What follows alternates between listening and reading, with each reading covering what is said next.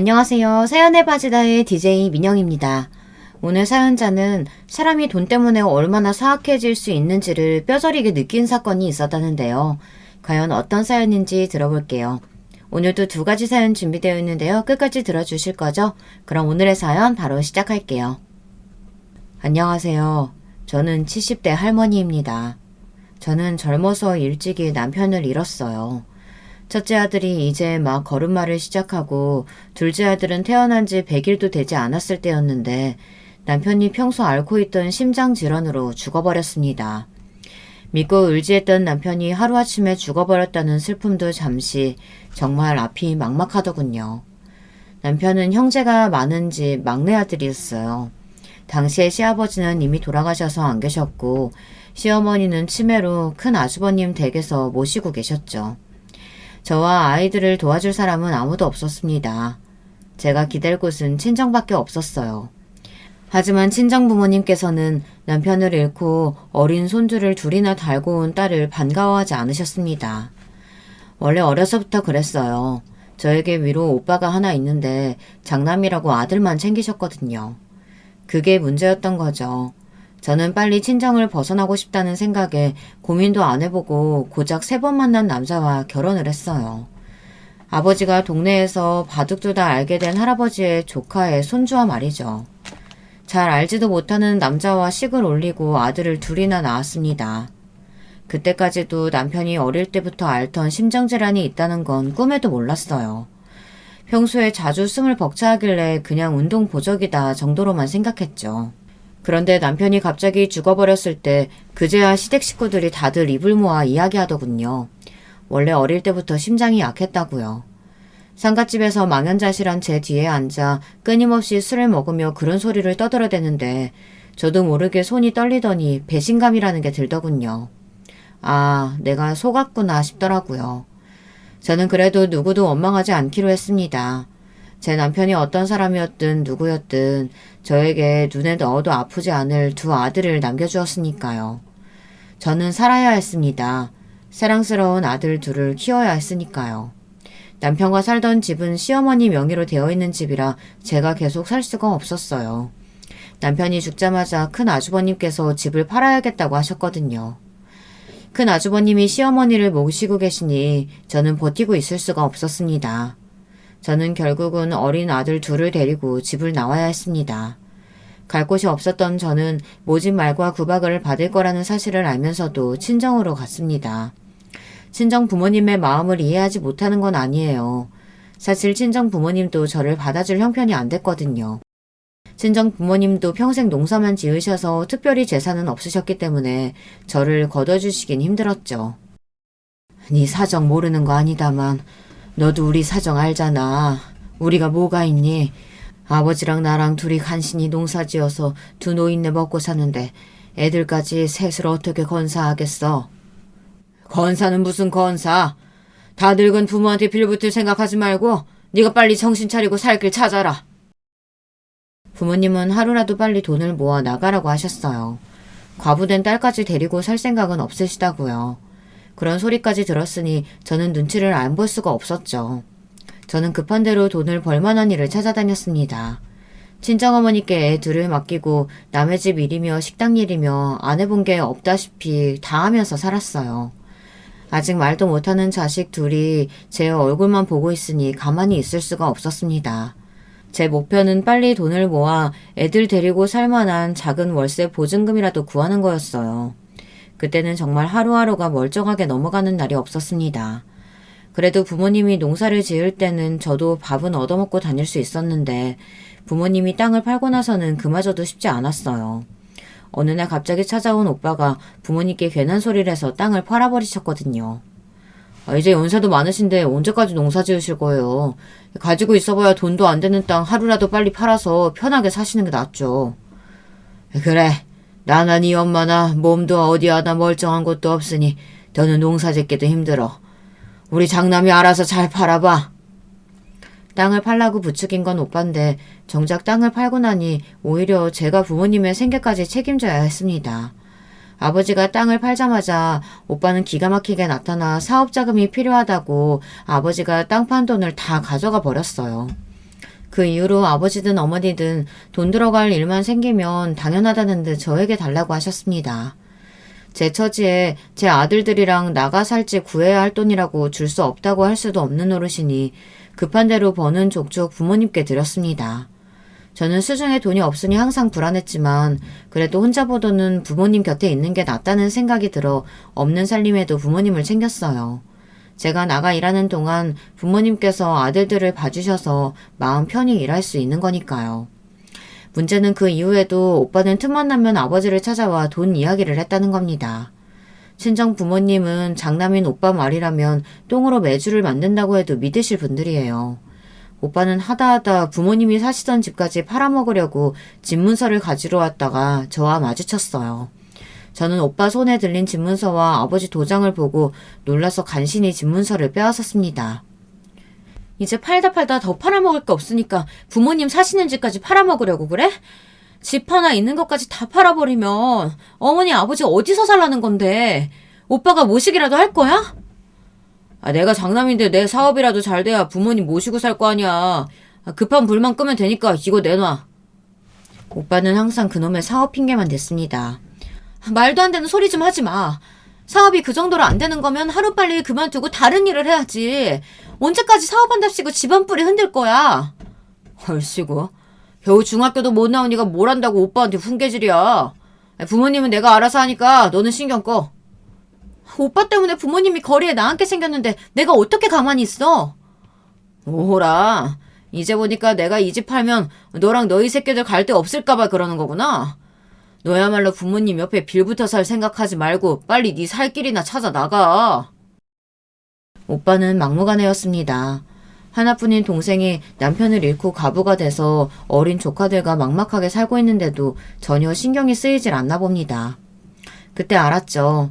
세상에 믿을 놈 하나 없다는 걸요. 오빠는 장남이라고 부모의 사랑과 관심, 지원까지 모두 다 독차지하며 살았어요. 부모님이 그렇게 애지중지 키웠어도 오로지 자기밖에 모르더군요. 자기 하는 일에 제가 방해되니 저를 치워버리려고 했습니다. 저는 아무래도 이러고 있으면 안 될 것 같아 부모님께 제가 본 그대로 말씀드렸어요. 오빠가 부모님 모르게 집문서를 가지고 가려고 했다고요. 그런데 더 어이가 없었던 건 아버지의 태도였습니다. 장남이 힘들다는데 아버지가 못해줄 게 뭐가 있어? 집문서가 아니라 내 목숨을 내놓으라고 해도 줄 수 있지. 부모가 못나서 더 많이 못 도와줘서 미안타. 똑같은 자식인데 어떻게 저렇게 다를 수가 있을까요? 제가 가부가 돼서 애 둘을 데리고 들어왔을 땐 하루라도 빨리 돈 모아 나가라고 하시더니만 도대체 아들이 뭐길래 아들한테는 땅도 팔아주고 집문서까지 내어줄 수 있을까요? 도무지 이해할 수 없었습니다. 아버지, 제가 지금 당장 집을 팔겠다는 게 아니라 대출 조금만 받으려고 그러는 거예요. 받을 돈이 있는데 아직 받지를 못해서 그러는 거니까 돈 받는 대로 바로 갚을게요. 아이고, 우리 아들이 그동안 마음고생이 심했겠네. 걱정하지 말고 지금 당장 나랑 같이 은행 가자.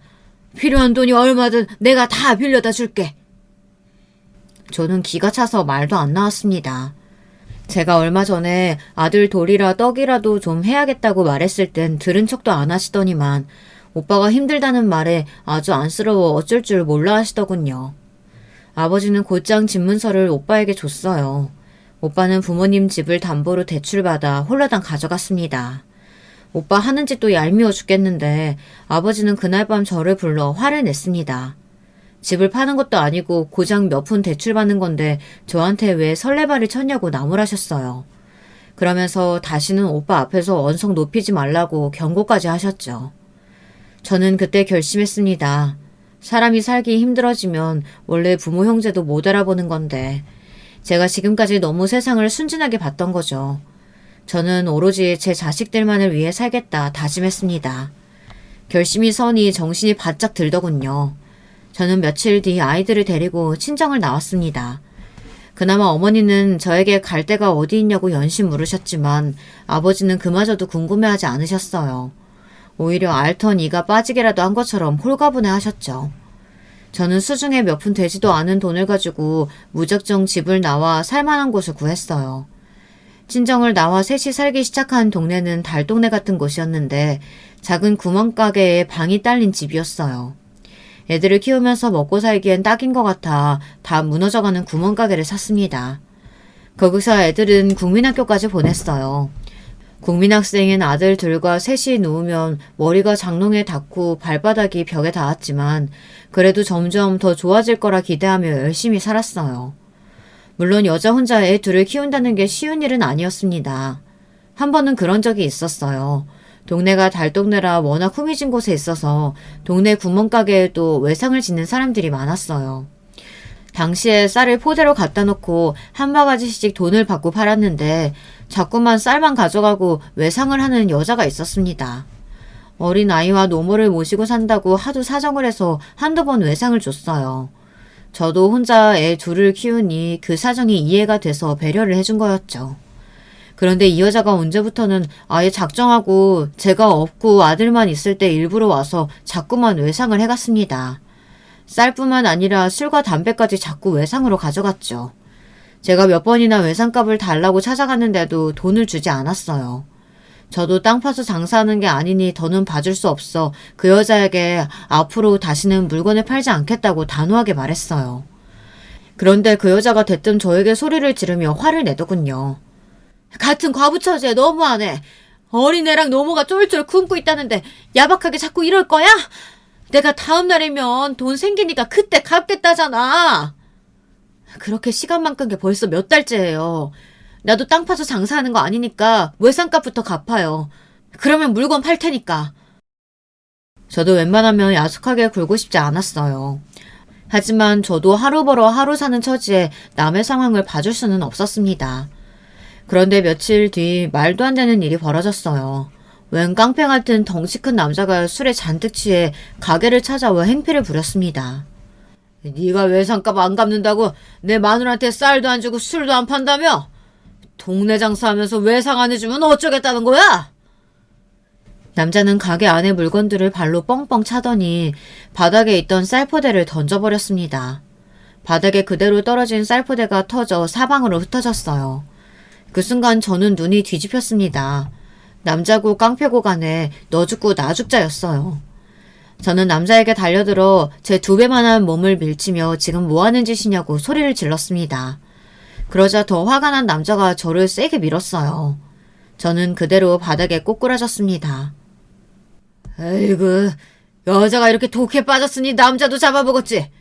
앞으로 한 번만 더 내 마누라한테 외상 안 해줬다가는 내가 이 구멍가게 불을 질러버릴 테니까 그런 줄 알아?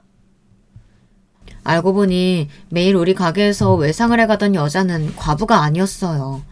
버젓이 남편이라는 작자가 있었습니다.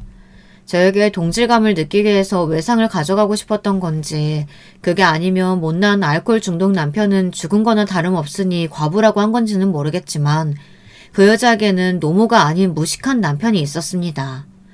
저는 그 다음날 바로 경찰에 신고했어요. 남자가 가게에 와서 행패를 부린 그대로 경찰에게 보여주고 지금까지 그 집에서 갚지 않은 외상 장부도 보여줬죠. 알고 보니 그 알코올 중독에 걸린 남자는 폭력 전과도 있고 최근에 절도죄로 교도소에 다녀왔더군요. 경찰은 우선 파손된 물건과 외상값을 갚으라고 경고를 하고 갔어요. 하지만 비슷한 일이 또 있으면 그때는 이 정도로 끝나지 않을 거라고 남자에게 경고하더군요. 남자가 돌아가고 난 뒤 저는 혼자 바닥에 주저앉아 바닥에 떨어진 쌀을 다 주웠어요. 한 톨도 남김없이 주우려고 몇 시간 동안 바닥을 기어다녔는지 모릅니다.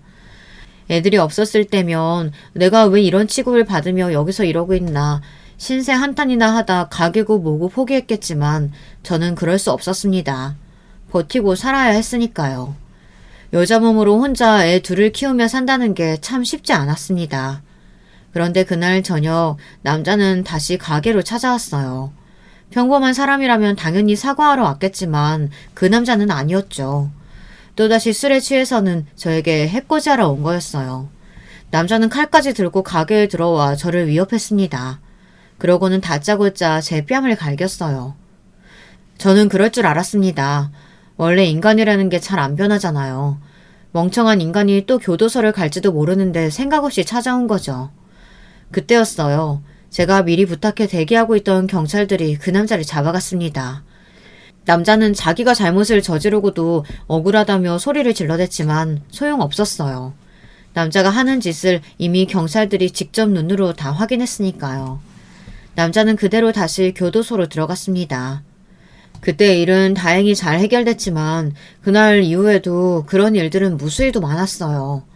과부라고 사람들에게 멸시받고 아들들은 아버지 없는 애라고 하루가 멀다 하고 놀림을 받아야 했지만 저는 아무리 힘들고 어려워도 자식들 앞에서 한 점 부끄러움 없이 살기 위해 악착같이 노력하며 아들 둘을 키워냈습니다.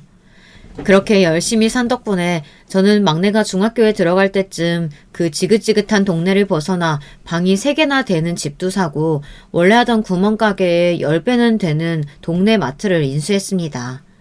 그렇게 열심히 산 덕분인지 아들 둘은 자랑스럽게 자랐어요. 큰아들은 명문대를 나와 이름만 대면 다 아는 대기업에 들어갔고 둘째 아들은 외교관이 되어 세계 여기저기를 돌아다니고 있습니다. 아들들만 생각하면 저는 밥을 안 먹어도 배가 다 불렀어요. 젊어 고생은 사서도 한다는데 제가 젊어서 고생하며 산 덕에 우리 아들들이 남들 앞에 인정받으며 사는 것을 보면 마음이 벅찼습니다. 지금 죽어도 여한이 없다는 말이 딱 맞았어요. 그런데 이제 아무 걱정 없이 살면 되겠다 싶었던 순간에 또 새로운 고난이 찾아오더군요. 자식이라는 게 참 마음대로 되질 않아요. 이제 웬만해선 돈 걱정은 안 해도 되고 아들 둘 다 장성했으니 장가만 보내면 되겠다 싶었는데 큰아들이 결혼하겠다고 데려온 며느리감이 마음에 안 들었어요. 제 아들은 명문대도 나오고 대기업도 다니고 있는데 여자는 대학도 못 나오고 어디 보험회사인가 다니는 애를 데리고 왔더라고요. 거기다가 부모가 일찍 돌아가셔서 오빠랑 둘이서만 살았대요. 고아나 다름없는 거죠. 사실 저도 제가 이럴 줄은 몰랐는데 아들이 데려온 여자가 너무 마음에 안 드니 반대를 하게 되더군요. 이 어미가 이 정도 나이까지 살아보니까 사람은 다 비슷비슷한 사람끼리 살아야 잘 살더라. 괜히 안쓰럽고 불쌍하다고 동정하는 마음을 사랑이라고 착각하고 살면 나중에 후회하게 되어 있어. 엄마, 나도 어릴 때 아버지 돌아가시고 힘들게 살았잖아. 나는 뭐가 다르다고 그래요. 엄연히 다르지. 너는 네 엄마가 있잖아. 아버지 없는 애들이라는 소리 안 듣게 하려고 엄마가 혼자 얼마나 악착같이 버티면서 키웠는데. 봐라. 내가 너랑 네 동생을 얼마나 훌륭하게 키웠는지. 좋은 대학 나오고 남들이 알아주는 직장 다녀야만 훌륭한 거예요. 영자 씨도 오빠가 혼자 힘으로 훌륭하게 키워서 열심히 살고 있다고요. 엄마, 제발 조건만 보지 말고 영자 씨의 내면을 봐주세요. 아들은 뜻을 굽히지 않았어요. 그 여자가 아니면 평생 결혼도 안 하고 독신으로 늙어 죽겠다고 고집을 피웠죠. 세상에 자식이 기는 부모가 어디 있겠습니까? 저는 세상에서 제일 무서운 게 바로 자식들이에요. 비슷한 일을 전에도 한번 겪었던 적이 있거든요. 작은 아들이 하겠다는 일을 못하게 했다가 작은 아들하고도 등지고 살 뻔했어요. 작은 아들은 서울에서 대학을 다니다 다짜고짜 미국으로 유학을 가겠다고 선언하고 미국으로 가버렸습니다. 물론 본인이 능력이 있으니 선택한 길이었지만 어려서부터 단 한 번도 떼어놓은 적 없었던 자식이 하루아침에 그 머나먼 길을 간다고 하니 저는 너무 서운했습니다. 그래서 처음엔 허락해주지 못했어요. 아무리 자식이 원하는 길이어도 제가 사랑하는 아들들이 멀어지는 건 싫었거든요. 그때 이런저런 핑계를 대며 작은 아들을 잡았는데 아들은 제가 돈 때문에 그러는 줄 알고 마음 상해했습니다. 나도 혼자 그 먼 나라 가는 거 무섭고 겁나요. 근데 내가 태어나서 처음으로 하고 싶은 일이 생겨서 그러는 건데 이 정도도 못 도와주세요? 정 지원해 주시기 힘드시면 제가 가서 일하면서 공부할게요. 제가 나가서 공부하고 와야 돌아와서도 엄마가 좋아하는 돈, 그 돈 많이 벌어들일 수 있어요. 그러니까 투자라고 생각하고 등록금이랑 비행기 티켓만 좀 도와주세요. 아들은 완강했습니다. 무슨 수를 써서든 미국에 가고 싶어 했죠. 저는 돈 때문에 이러는 게 아니라고 말했는데도 아들은 믿지 않았어요. 제가 혼자 힘으로 아들 둘을 키우느라 돈돈거리고 악착같이 사는 모습만 곁에서 지켜봐서인지 아들들은 제가 무슨 돈에 미친 사람이라고 생각하고 있었거든요. 결국은 작은 아들에게 졌어요. 그때 제가 아들에게 진 덕분에 아들은 훨훨 날아 미국으로 가버리더니 외교관이 되어 돌아왔습니다. 사실 돌아온 건 아니에요. 외교관이 되고 나서는 한국에 있는 시간이 거의 없어서 1년에 딱 2번 있는 명절에도 얼굴 보기가 힘들거든요. 거기다가 둘째는 미국에 있을 때 만난 여자와 결혼을 했어요. 겉모습은 한국인인데 속은 미국인이라 외국인이나 다름없었죠. 한국어도 서툴고요. 그러다 보니 며느리라고 해도 남보다 어려웠어요.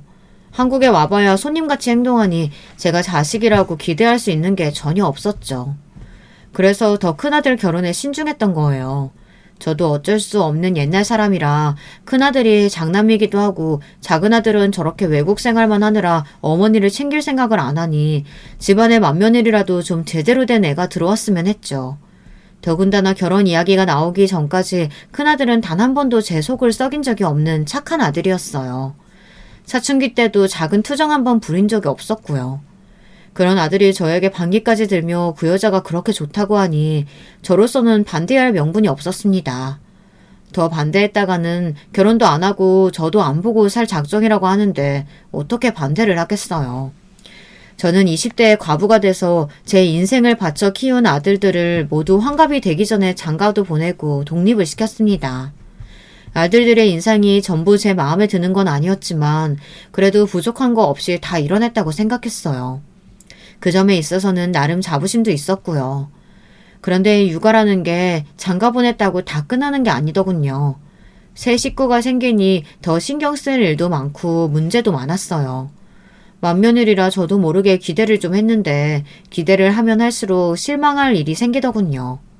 당연한 일이었죠. 제 자식도 제 말을 안 듣고 마음대로 안 되는데 남의 자식이 마음대로 되겠어요. 한 번은 이런 일이 있었습니다. 큰아들이 결혼한 지 얼마 되지 않아 바로 아들 생일이었습니다. 저는 평생 일을 하며 애 둘을 혼자 키워냈지만 아들들 생일만큼은 빠지지 않고 챙겼습니다. 사실 생일이란 게 별거 없잖아요. 미역국이랑 반찬 몇 가지 해서 먹이고 케이크 사다가 초에 불 붙여서 끄면 그만이잖아요. 참 별거 아니라도 그게 사람 사는 도리이고 낙이니 잊지 않고 챙기려고 노력하며 살았죠. 저는 결혼하고 나서 첫 생일이니 당연히 며느리가 알아서 준비할 줄 알았습니다. 그런데 아들 생일이 며칠 남지 않았는데도 큰며느리는 전화 한 통이 없더라고요. 제가 큰 기대를 하는 건진 몰라도 명색이 결혼하고 첫 생일인데 주말에 가족끼리 만나 식사라도 하지 않을까 기대했습니다. 그런데 정작 아들 생일 전날까지 며느리고 아들이고 연락이 아예 없길래 그냥 둘이 알아서 시간을 보내려나 보다 하고 말았죠. 신혼인데 둘이 보내고 싶은가 보다 싶어서요. 그런데 생일 당일날 아침 아들에게 축하 전화를 했더니 아들이 미역국도 못 먹고 출근을 했답니다. 저는 미역국은 아니라도 그래도 뭐라도 먹고 출근했겠지 했는데 아예 빈속이래요. 원래 자기들은 둘 다 아침을 먹지 않는답니다. 아무리 평소에는 아침을 안 먹어도 생일날인데 빵이라도 하나 입에 물고 나와야지. 어떻게 하루 종일 나가서 일하는 사람들이 빈속으로 출근을 해? 엄마는 새벽에 일어나 가게 나가기도 전에 너희들 먹을 밥상 다 차려놓고 나갔어. 전화하기 전까지는 분명 괜히 잔소리하지 말아야지. 이러면 며느리고 자식이고 싫어한다는 걸 알면서도 제 자식이 귀하니 마음이 좋지 않아 저절로 말이 튀어나왔어요. 이럴 줄 알았으면 저라도 전날 미역국이라도 끓여다 줬을 텐데 마음이 불편하더라고요. 엄마, 안사람도 나랑 똑같이 출근하고 퇴근하는데 아침 차릴 시간이 어딨어요. 우리 부부는 이렇게 사는 게 편해서 그런 거니까 괜한 신경 쓰지 마세요. 미역국은 평소에도 매일 먹는데 생일이라고 꼭 챙겨 먹을 거 뭐 있어요. 그냥 저녁에 와이프랑 만나서 함께 사 먹고 들어갈 거니까 걱정하지 마세요. 더 서운한 건 아들 녀석의 말이었습니다. 나랑 살 때는 생일이면 불고기를 해달라, 갈비찜을 해달라 난리더니 자기 아내한테는 아침밥을 안 차려줘도 상관없고 저녁엔 나가서 맛있는 거 사 먹겠다네요. 당연한 말인데 제 귀에는 왜 얄밉게 들리는지 모르겠어요. 나도 아침잠 더 자는 게 좋고 밖에 나가 외식하는 게 더 편하고 좋은 사람이에요. 저랑 살 때는 일절 제가 아침에 바쁜지 어떤지 관심도 없고 뭘 좋아하는지 알지도 못하던 아들이 자기 아내만 신경 쓰고 걱정하는 게 꼴보기 싫었습니다. 저도 어쩔 수 없는 시어머니인가 봐요. 옛날에 시어머니가 저에게 잔소리 몇 마디 하면 그게 그렇게 싫었는데 저도 아들들이 하는 짓을 보면 며느리들이 부러우면서도 셈이 나더라고요. 저는 아무래도 이러고 있다가는 큰아들 녀석이 생일에 미역국도 못 얻어먹을 것 같아 급하게 점심때 미역국을 끓였습니다. 아들놈이 좋아하는 굴을 잔뜩 넣고 굴 미역국을 끓였어요. 그러고는 곧장 가게를 직원들에게 맡기고 택시를 잡아타고 아들네 집에 갔습니다. 괜히 저녁 때 가면 애들 퇴근하고 둘이 시간 보내는데 방해하는 것 같아서 낮에 살짝 두고 오려고요. 당시에 애들 집이 회사 근처에 있는 작은 복도식 아파트였는데 엘리베이터에서부터 아들네 집 현관이 열린 게 보였어요. 저는 이 시간에 왜 집 문이 열려있나 싶어 놀라서 집에 달려갔습니다. 아들이고 며느리고 둘 다 일하러 갔을 시간이니까요. 그런데 제가 집 안에 들어갔다가 깜짝 놀랐어요. 글쎄 며느리가 거실에 대자로 누워서 자고 있더라고요. 오후 2시가 넘은 시간에 말이죠. 저는 기가 막혀서 며느리를 깨웠습니다. 요즘에는 상상도 할 수 없는 일이지만 옛날에는 여름이면 다들 현관문은 열어놓고 생활하긴 했어요. 에어컨이 집마다 있을 때가 아니다 보니 날씨가 너무 더우면 창문이고 문이고 다 열어놓고 살았죠. 활짝 열린 현관문이 문제가 아니라 집안 상태가 문제였습니다. 도무지 청소나 빨래를 하지 않는지 집안이 엉망이었어요. 그때 저를 보고 놀란 건 며느리도 마찬가지였습니다. 저는 끓여온 미역국을 가스레인지 위에 올려놓으면서 왜 이 시간에 집에 있냐고 물었어요. 출근했을 시간 아니냐고요. 보험일이라는 게 사무직처럼 사무실에 하루 종일 앉아있는 일이 아니어서요. 오늘은 일이 없어서 집에서 좀 쉬고 있었어요.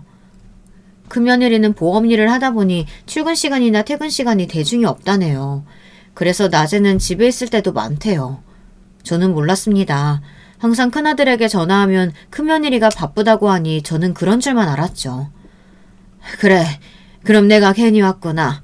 나는 새아기 네가 바쁜 줄 알고 애 생일이라 굴 미역국 좀 끓여왔지. 며느리가 집에 있는 줄 알았으면 집까지는 안 왔을 텐데 저는 괜히 실수했다 싶어 급하게 미역국만 주고 가려고 했습니다. 그런데 제가 굴 미역국을 끓여왔다고 했더니만 큰며느리는 제가 끓여온 냄비 뚜껑을 열고 안을 확인하더니 코를 막으며 인상을 확 구겼어요. 굴 미역국이요? 아, 저는 굴 안 먹는데. 그리고 저녁은 그이랑 나가서 먹기로 했어요. 아무리 갑자기 들이닥친 시어머니가 싫어도 그렇지 큰며느리는 얼굴에 싫은 내색이 역력했어요. 그러면서 냄비 뚜껑을 세게 닫아버리더군요. 그 모습을 보는데 저도 모르게 미간이 구겨졌습니다. 너는 싫어해도 우리 아들은 좋아해.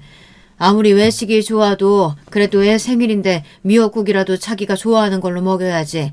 생일날까지 아내 눈치 봐야 하겠니? 너는 아내라는 애가 어쩜 그렇게 남편을 챙길 줄을 모르니?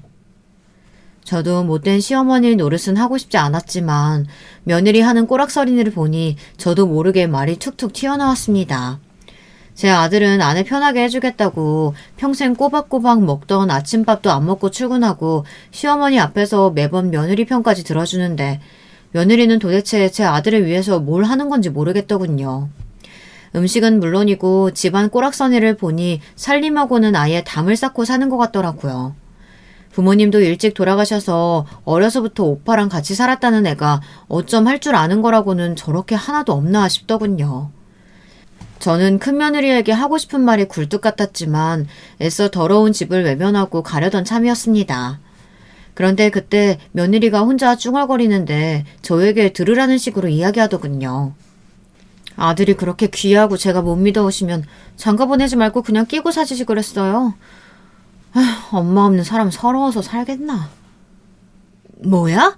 새아기, 너 지금 뭐라 그랬니? 그게 시어머니 듣는 앞에서 할 소리니?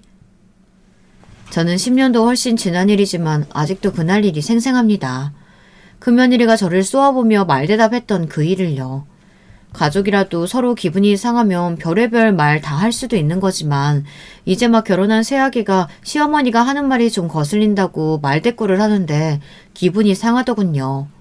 이런 말 하고 싶지는 않았지만 이래서 가정교육이 중요하다는 말을 하는 거구나 싶었죠. 부모도 없이 부모랑 둘이 살면서 뭐든 가르쳐주는 사람이라고는 없었을 테니 자기 멋대로 구는 것 같더군요. 제가 그렇게 화를 내는데도 며느리는 아랑곳하지 않았어요. 뭘 어쩌라는 거냐라는 눈빛으로 저를 보고 있었죠.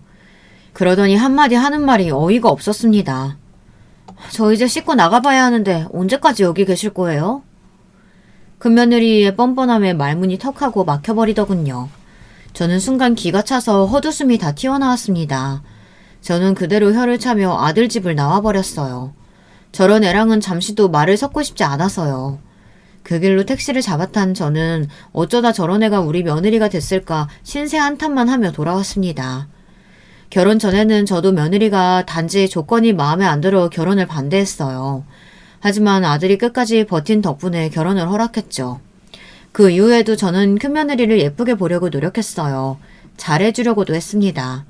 그래서 집이든 혼수든 큰며느리가 하고 싶다는 대로 다 해줬어요. 그런데 큰며느리는 결혼식 직전까지도 저에게 살갑게 굴지는 않았어요. 저는 제가 100번 양보해서 그게 다 제가 결혼을 반대해서 저에게 앙금이 남아 그러는 거라고 생각했어요. 시간이 지나면 자연스레 가족이 될 줄 알았죠. 그런데 큰며느리는 제가 생각했던 것보다 훨씬 더 별로였어요. 제 마음에 안 드는 정도가 아니라 애가 기본이 하나도 안 됐더군요. 하지만 이제 와서 뭘 어쩌겠어요. 제가 무슨 말을 해도 아들은 저런 상식 없는 애가 좋다는데요. 그날도 제가 가게로 돌아오니 바로 아들에게 쪼르르 연락이 왔어요. 왜 연락도 없이 집에 와서 며느리에게 잔소리를 하고 갔냐고 따지더군요. 어머니가 도대체 뭐라고 하셨길래 그 사람이 울면서 전화 왔어요. 자기가 생일인데 미역국도 못 챙겼다고 미안하다고요. 제가 어머니께 분명히 괜찮다고 했는데도 꼭 그렇게 티를 냈어야 했어요? 그 독한 게 네 앞에서는 울었다고? 아이씨구, 아주 백녀시가 따로 없구나. 내 앞에서는 그렇게 찬바람 쌩쌩 불더니만 남편 앞에서는 여우짓 하는 게 걔 아주 무서운 애다. 그랬습니다. 제 앞에서는 표정 하나 안 변하고 독하게 굴던 게 아들한테 전화해서는 미안하다고 울었다고 하는데 정말 기가 막히더군요. 어머니, 제발 그만 좀 하세요. 어머니 마음에 안 든다고 자꾸 이러시면 어떡해요. 제가 이혼이라도 당해야 속이 시원하시겠어요? 아들들이 잘 살길 바라시면 어머니가 아들이고 며느리한테 신경 끄고 사셔야죠. 아들의 모진 소리를 듣는데 제 머리가 띵했습니다. 그때야 알겠더군요. 이제 더는 제 아들이 아니라 며느리의 남편이 되었다는 사실을요. 저는 모든 게 다 마음에 안 들고 서운했지만 단념하기로 했습니다. 아들 말대로 해주기로 했어요. 제가 며느리가 아무리 싫어도 저랑 사는 게 아니고 아들이랑 둘이 사는 거니 자기들끼리 행복하게 살면 그만이다 마음을 접기로 했어요. 아들 말대로 괜히 저 때문에 사이가 틀어져서 헤어지기라도 하면 평생 그 원망을 듣고 살아야 하니까요. 저는 그때부터 일절 아들들에게 신경을 쓰지 않았습니다. 저는 자식들에게 부모로서 할 도리만 하며 저대로 살았어요. 열심히 가게 일도 하고 쉬는 날이면 혼자 운동도 다녔어요. 동네 친구들이랑 놀러 다니면서 자유롭게 살았습니다. 그 사이에 아들들은 자식들도 낳고 더 바쁘게 사는 것 같았죠. 자식 키우며 사는 모습이 안쓰러워 도와주고 싶다가도 며느리만 떠올리면 아차 싶어서 신경 쓰지 않았습니다. 제가 또 나서서 한 소리 해도 어쩌니 저쩌니 난리를 칠 테니까요. 그러던 중 도저히 제가 참견하지 않을 수 없는 일이 생겼습니다. 어느 날 갑자기 큰아들에게서 연락이 왔는데 저더러 큰며느리가 들라고 한 보험을 다 들었냐고 하더군요. 그래서 저는 몇 가지 들었다고 했어요. 사실 큰며느리가 다른 건 몰라도 일 하나는 잘해요. 부모님이 일찍 돌아가시고 큰며느리 오빠가 먼저 보험회사에 다니면서 동생을 키웠는데 큰며느리도 성인이 되면서 자연스레 바로 오빠를 따라 같이 보험을 팔기 시작했다더라고요. 큰며느리는 20대 초반부터 보험을 했기 때문에 경력이 오래됐어요. 큰며느리도 그렇고 큰며느리 오빠도 둘 다 보험왕도 여러 번 했다고 하더라고요. 그랬으니 저도 큰며느리에게 보험을 여러 개 들었어요. 큰며느리가 꼭 필요한 거라고 하길래 알아서 들어달라고 했죠. 덕분에 저도 병원에 가면 병원비도 거의 다 받을 수 있어서 잘했다고 만족하고 있었어요. 그래서 주변 아는 사람 여러 댁에 며느리를 소개했고요. 그런데 제 말에 아들이 갑자기 버럭 소리를 지르며 혹시 주변에 아는 사람들도 소개해줬냐고 묻더군요. 그래서 주변에 며느리가 보험한다고 이야기는 했다고 했습니다. 그래서 주변에 물어보면 며느리 연락처를 알려줬다고요. 그러자 아들이 깊은 한숨을 몰아쉬었어요. 그러더니 한다는 소리가 걱정되더군요. 지금까지 들은 건 할 수 없는데 앞으로는 괜히 주변 사람 소개하지 마세요. 그 일로 제가 좀 회사에서 곤란해져서 그러는 거니까 앞으로는 준호 엄마가 사람 소개해달라고 해도 소개해주지 마세요. 저는 걱정되어서 무슨 일이냐고 왜 그러는지 꼬치꼬치 물었어요. 제가 제 아들을 아는데 예산일이 아니면 이렇게 심각하게 얘기할 애가 아니거든요. 계속 입을 다물고 있던 아들이 제 걱정에 끝내 입을 열었는데 아들 하는 말이 기가 막혔습니다. 글쎄 큰며느리가 자기 오빠랑 작당하고 이래저래 보험 사기 비슷하게 하다가 걸렸나 봐요. 큰아들 말이 심각한 건 아니라는데 제가 보기엔 절대 작은 일이 아니었습니다. 큰며느리가 큰아들 주변에 아는 직장 동료들까지 소개를 받아 싹 다 보험 설계를 했대요. 그래서 그 해에 큰며느리가 또 보험왕이 됐답니다. 그런데 거기서 끝이 아니었어요. 며느리 본인이 계약한 회원들 정보를 자기 오빠한테 멋대로 넘겨 그 명예를 가지고 다른 보험까지 들게 유도했나 봐요. 물론 그런 식으로 영업할 수는 있지만 그런 과정에서 사람들에게 돈까지 주며 계약을 받은 겁니다. 그렇게 다른 보험을 들게 하고 만약 그 사람이 다른 사람을 소개하면 또 돈을 주는 방식으로 멋대로 해왔던 거죠. 그게 소문이 나서 큰며느리와 큰며느리 오빠 보험회사에서 감사를 받았나 봐요. 그뿐이 아니라 문제는 그게 큰아들 직장에 소문이 나서 아들이 직장에서 곤란했나 보더라고요. 사람들이 꼭 다단계 갔다고 뒤에서 수군거린답니다. 거기다가 손주 친구 엄마들까지 끌어들여서 동네에서도 얼굴 들고 다니기가 민망하대요. 제가 이럴 줄 알았어요. 그 요망한 것이 한 번은 사고칠 줄 알았습니다. 저는 평소처럼 참고 넘어가려고 했는데 아무래도 큰아들의 깊은 한숨소리가 마음에 걸려 며느리를 찾아갔습니다. 신혼 때 이후 아들 집이라고는 생전 찾아가지 않았었는데 아무래도 이번 일은 그냥 넘어갈 수가 없어 집으로 갔어요. 그런데 오랜만에 찾은 집은 여전히 엉망이었습니다. 애가 둘이나 있는데도 여전히 청소를 안 하는지 집안꼴이 말이 아니더군요. 거기다가 큰며느리의 오빠도 버젓이 집에 와 있었어요. 원래 자기 집 마냥 자주 온다는 이야기는 아들에게 들은 적이 있었는데 막상 제 눈으로 보니 기분이 좋지는 않더군요. 사실 그런 사사로운 것까지 신경 쓰이지도 않았어요. 단지 제 아들과 손주들이 걱정될 뿐이었습니다. 저는 며느리에게 회사에서 감사 들어간 건 어떻게 됐냐고 물었어요. 일하는데 별 문제는 없는 거냐고요. 그러자 큰며느리는 아무렇지 않다는 듯 원래 보험회사라는 게 감사하는 게 흔한 일이랍니다. 별로 심각한 일이 아니라네요. 저는 며느리의 태도가 마음에 들지 않아 마음을 가다듬고 최대한 차분하게 말했습니다. 아무리 돈 버는 것도 좋지만 사람이 주변에 민폐 끼치고 나가서 사회생활 하는 사람 곤란하게 하면 안 되는 거지. 어떻게 남편 직장 사람들한테까지 그런 짓을 해? 어머님이 무슨 소리를 듣고 오셨는지 몰라도 원래 영업하는 사람들은 다들 그렇게 하는 거예요. 그렇게라도 하니까 보험왕도 하면서 애들 키우는 거죠. 우리 아들이 능력 없어서 애들 굶기는 것도 아닌데 너무 그렇게 악착같이 하지 마. 너도 이제 나이가 있는데 보험은 소일거리로 하면서 집에서 애들 챙기고 살림 열심히 해야지. 그게 돈 버는 거야. 저도 하고 싶은 말은 굴뚝 같았지만 애써 참고 좋게 말한 겁니다. 그런데 그때였어요. 옆에 있던 큰며느리 오빠가 불쑥 말을 끼어들었습니다. 사돈 어르신이 뭘 몰라서 하시는 말씀인데 어르신 아들만 돈 잘 버는 거 아니에요. 준호 엄마도 최선을 다해서 이 자리까지 온 건데 그렇게 멋대로 이래라 저래라 하시면 안 되죠. 시어머니라고 해준 것도 없으면서. 순간 저는 제 두 귀를 의심했습니다. 잘못 들은 건 줄 알았어요. 저는 기가 막혀서 헛웃음이 다 나왔습니다. 말씀 참 이상하게 하시네요. 제가 언제 준호 엄마 일하지 말고 집에서 눌러 앉으라고 했습니까? 그리고 말이 나와서 말인데 남편이고 자식이 주변 사람들한테 다단계 소리까지 듣는데 그런 일에서 돈 많이 벌어봐야 그게 다 무슨 소용이에요. 사돈 어르신도 혼자 아들 키우셨다면서 세상을 너무 모르시네. 먹고 살려면 다단계든 뭐든 원래 뭐든지 해서 먹고 사는 겁니다. 직업에는 원래 귀천이 없어요. 형님, 지금 저희 어머니께 뭐 하시는 겁니까? 왜 언성을 높이고 그러세요? 그때였습니다. 마침 퇴근하고 돌아온 아들이 집에 들어오다가 상황을 보고 놀라서 제 앞을 가로막고 섰어요. 매제, 내가 못할 소리 했나? 사돈 어르신이 잘 알지도 못하면서 툭하면 내 동생 시집살이 시키는데 나도 가만히 못 있겠네. 내 동생이 뭘 해서 먹고 살든 말든 도대체 무슨 상관이냐고.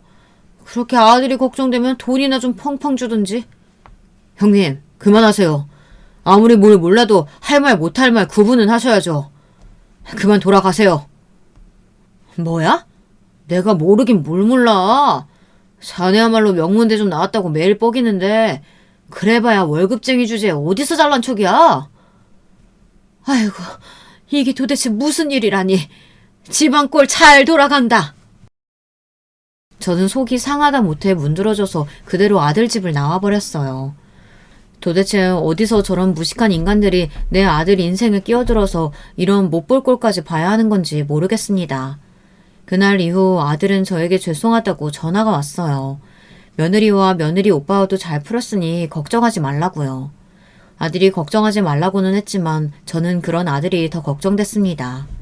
예전에는 그래도 며느리랑 둘이 잘 사는 것 같아 보였는데 요즘은 아들 얼굴이 영 좋지 않았거든요. 마음고생도 좀 하는 것 같고요. 그런데 며칠 뒤 웬일로 큰며느리한테 전화가 먼저 다 오더군요. 아무래도 며칠 전에 일이 마음에 걸렸는지 저에게 저녁을 다 대접하겠다네요. 그것도 밖에서 먹는 게 아니라 집에서 큰며느리가 저를 위해 상을 차리겠대요.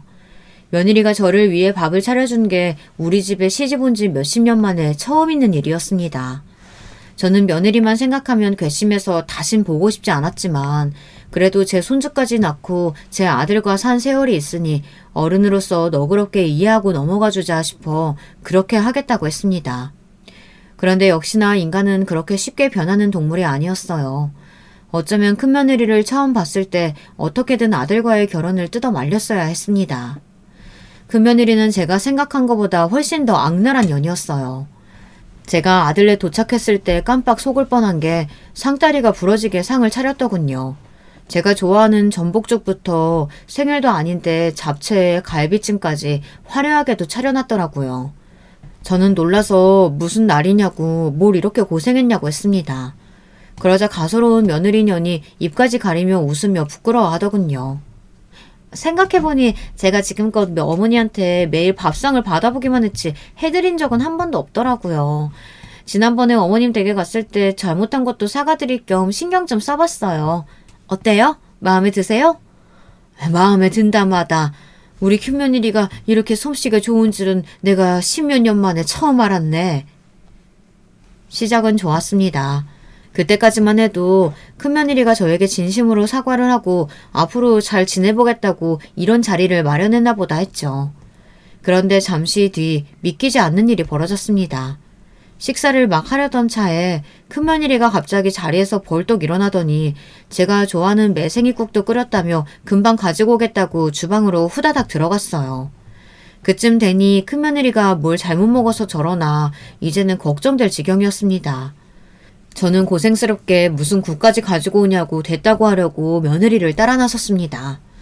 그런데 웬걸 국을 가지고 온다던 며느리는 제가 뒤따라온 줄도 모르고 국을 담은 그릇에 뭔가를 집어넣으며 누군가와 통화를 하고 있더군요. 그런데 그 내용이 아주 소름 끼쳤어요. 이것만 넣으면 저 할망구 사망보험금 10억은 우리 거라는 거지? 순간 가슴이 팔짝팔짝 뛰고 손이 차가워지는데 느낌이 쎄하더군요. 저는 며느리가 저를 보기 전에 후다닥 주방을 나와 자리에 앉았습니다. 그때 큰며느리는 마치 아무 일도 없다는 듯 국 2개를 들고 나와 제 앞에 연기가 모락모락 나는 국그릇을 내려놓더군요. 그러면서 맛있게 드세요 라고 말하는데 온몸에 소름이 쫙 돋았습니다. 저는 아무래도 이상해서 이대로 가만히 있을 수는 없었어요. 저는 순간 머리를 굴렸어요. 그러고는 콜록콜록 사례에 들린 척 기침을 하며 큰며느리에게 물 한 잔만 떠다 달라고 부탁을 했습니다. 그러자 큰며느리가 역시나 자리에서 벌떡 일어나 조금만 기다리라고 하더군요. 큰며느리가 자리에서 일어나자마자 저는 곧장 제자리에 있던 국을 며느리의 국과 바꿨습니다. 며느리의 통화 내용을 들은 이상 분명 국 안에 뭔가 들어있을 것 같아서요. 그런데 잠시 뒤 말도 안 되는 일이 벌어졌습니다. 식사하던 며느리가 갑자기 헛구역질을 하기 시작하더니 입에서 거품이 부글부글 끓어오르기 시작했어요. 그러더니 몸을 벌벌 떨면서 뒤로 쿵 소리를 내며 넘어져 버렸습니다. 큰며느리는 그대로 기절했어요. 저는 너무 놀라 큰며느리의 상태를 확인하곤 곧장 119를 불렀습니다. 다행히 금방 도착한 구급차가 며느리를 응급실로 데리고 갔습니다. 저는 큰며느리와 응급실에 가며 아들에게 연락했어요. 그리고 그날 밤 있었던 일을 설명했습니다. 응급실에 도착한 저와 아들은 제발 아니기를 바라던 이야기를 듣고야 말았습니다. 며느리가 먹은 국에서 맹독성 농약이 나왔답니다. 며느리는 곧장 위세척을 받았어요. 아마 조금만 늦었으면 며느리는 사망했을 거랍니다. 의사 말을 듣자마자 저는 그대로 바닥에 주저앉고 말았습니다. 그런데 그때 아들은 곧장 며느리의 핸드폰부터 확인했어요. 제가 주방에서 며느리가 누군가와 통화하는 내용을 들었으니 가장 최근에 통화한 사람이 며느리와 공모해 저를 죽이려고 한 일이라는 거죠. 그런데 번호를 확인한 아들은 저만큼이나 침통한 표정으로 머리를 움켜쥐었습니다. 내가 이럴 줄 알았어. 이럴 줄 알았다고. 그게 무슨 소리야? 누군데 그래? 제 말에 순간 눈물을 왈칵 쏟은 아들은 갑자기 제 앞에 무릎을 꿇고 앉았습니다. 어머니, 죄송해요. 이게 다 제 잘못이에요. 어머니가 결혼하지 말라고 했을 때 결혼하지 말았어야 했는데 저런 악마 같은 여자랑 결혼해서 제가 어머니까지 잃을 뻔했어요. 저는 아들부터 진정시켰습니다. 아무래도 이 사달의 원흉인 큰며느리 년이 농약을 먹여 나를 죽이려고 한 일만이 만행의 끝은 아닌 것 같았습니다. 그런데 애써 눈물을 삼킨 아들이 경찰에 신고부터 하더군요. 그로부터 얼마 뒤 경찰이 응급실로 찾아왔어요. 아들이 경찰에게 증언하는데 저는 경악을 금치 못했습니다. 알고 보니 큰며느리 년은 사기꾼도 이런 사기꾼이 없더라고요. 큰며느리 년이 저를 죽이겠다고 함께 공모한 게 바로 그년의 오빠였습니다. 그런데 아들 말이 오빠라고 우리에게 소개했던 남자가 친오빠가 아니랍니다. 저번에 일 있고 나서 아무래도 이상해서 내가 좀 알아봤는데 알고 보니까 내가 알고 있던 형님이 준호 엄마 친오빠가 아니더라고. 부모님이 일찍 돌아가셨다는 것도 거짓말이고 원래는 고아원에서 자랐대. 그 오빠라는 사람도 고아원에서 같이 자랐던 남자고. 세상에 어떻게 이런 일이 있을 수 있을까요? 그러니까 큰며느리는 애초에 결혼할 때부터 저와 아들을 속인 거였어요. 아들이 아무래도 아내와 그 오빠라는 놈이 이상해서 사람을 시켜 뒤를 캤는데 큰며느리와 그 오빠라는 남자는 고아원에서 나가면서부터 둘이 내내 살았답니다. 그러면서 친오빠라고 속이고 결혼까지 하고 지금까지 제 아들의 형님 행세까지 한 거죠. 거기다가 저와 아들에게 이것저것 보험까지 가입하게 하더니만 이제는 두 년놈이 작정하고 저를 죽이려고 한 거예요. 제 생명보험을 노리고요. 저는 순간 온몸에 털이란 털이 다 서는 경험을 했습니다. 정말 너무 무서워서 몸서리까지 쳤어요. 만약 오늘 제가 통화를 듣지 못해서 아무것도 모른 채 매생이국을 먹었다면 저는 그대로 죽었을 거예요. 그리고 전 연놈이 제 아들에게까지 농약을 먹여 죽이려고 할지도 모를 일이었죠. 며느리녀는 깨어나자마자 곧장 검찰 조사를 받았어요. 그 오빠라고 우기던 동거남과 함께 말이죠. 더 충격인 건 그 연놈들이 제 아들 모르게 아들 명의로 생명보험을 2개나 더 들어놨더군요. 거기다가 손주들 보험까지 여러 개 들어놨어요. 그 년놈들이 더 징그러운 게 자기들의 잘못을 인정하지 않는다는 겁니다. 양심도 없는 연놈들이 절대 나쁜 의도를 가지고 보험에 든 게 아니라고 우겼지만 저는 믿을 수가 없었습니다. 문제는 며느리년이 자기가 탄 농약을 자기가 먹어버리는 바람에 형이 길지 않을 것 같다고 하더군요. 잘하면 벌금형 정도로 끝날 수 있고요. 그쯤 되니 차라리 내가 그 농약을 먹었어야 하나라는 생각까지 들었습니다.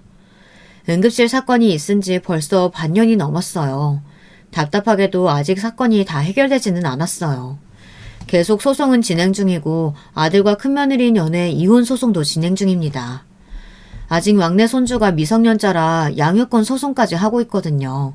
소송이 길어지니 아들도 지치고 저도 답답할 때가 있지만 그래도 저는 포기하지 않을 겁니다.